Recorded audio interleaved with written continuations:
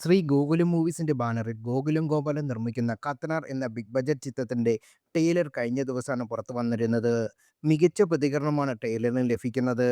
ട്രെയിലറിന്റെ വിഷ്വലിനും VFXനും കയ്യടി ലഭിക്കുന്നുണ്ട്. ഇപ്പോൾ ട്രെയിലറിലെ ചില സീനുകൾ ഡീകോഡ് ചെയ്തിരിക്കുകയാണ് പ്രേക്ഷകർ.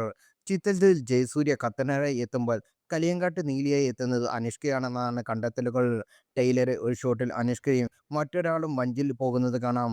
ഇതിന് പിന്നാലെ ഒരു നിഗൂഢത നിറഞ്ഞ ഒരു കൈ ഉയർന്നു വരുന്നത് കാണാം. ട്രെയിലറിലെ ഈ ഷോട്ടിന് പിന്നാലെയാണ് നീലിയായി എത്തുന്നത് അനുഷ്കയാകാം എന്ന് പ്രേക്ഷകർ സോഷ്യൽ മീഡിയയിൽ കുറിക്കുന്നത്. എന്നാൽ ഇത് സംബന്ധിച്ച് ഔദ്യോഗിക സ്ഥിരീകരണം ഒന്നും അണിയറ പ്രവർത്തകരുടെ ഭാഗത്ത് നിന്നിട്ട് വന്നിട്ടില്ല. ലോകഹിറ്റ് ചിത്രത്തിൽ കല്യാണി പ്രിയദർശൻ നീലിയായി വന്ന് ഞെട്ടിച്ചതുപോലെ അനുഷ്കയും ഞെട്ടിക്കുന്നു എന്ന് തന്നെയാണ് പ്രേക്ഷകരുടെ പ്രതീക്ഷയും.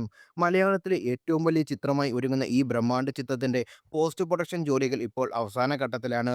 ബൈജു ഗോപാലൻ, VC പ്രവീൺ എന്നിവരാണ് ചിത്രത്തിലെ പ്രൊഡ്യൂസർ. Executive producer Krishnamurthy. മലയാള സിനിമാ പ്രേമികൾ ഇതുവരെ കാണാത്ത വിസ്മയങ്ങളുടെ ഒരു ലോകമാണ് ചിത്രത്തിൽ ഒരുക്കിയിരിക്കുന്നത് എന്നാണ് സൂചനയാണ് ട്രെയിലർ നൽകുന്നത്. ഹോം എന്ന ചിത്രത്തിന് ശേഷം റോജിൻ തോമസ് സംവിധാനം ചെയ്യുന്ന ചിത്രം കൂടിയാണ് കത്തനാർ. ടൈറ്റിൽ വേഷം ചെയ്യുന്ന ജയസൂര്യയെ കൂടാതെ തെലുങ്ക് സൂപ്പർ നായിക താരമായ അനുഷ്ക ഷെട്ടി, പ്രഭുദേവ, സനൂപ് സൻ, സാൻഡി, ദേവിക, നിതീഷ് ഭാരദ്വാജ്, വിനീത്, ഹരീഷ് ഉത്തമൻ, ശ്രീകാന്ത് മുരളി, കുൽദീപ് യാദവ് എന്നിവരാണ് ചിത്രത്തിലെ മറ്റു പ്രധാന താരങ്ങൾ. 15 ഭാഷകളാണ് ചിത്രം പ്രദർശനത്തിന് എത്തുന്നത് എന്നാണ് റിപ്പോർട്ടുകൾ.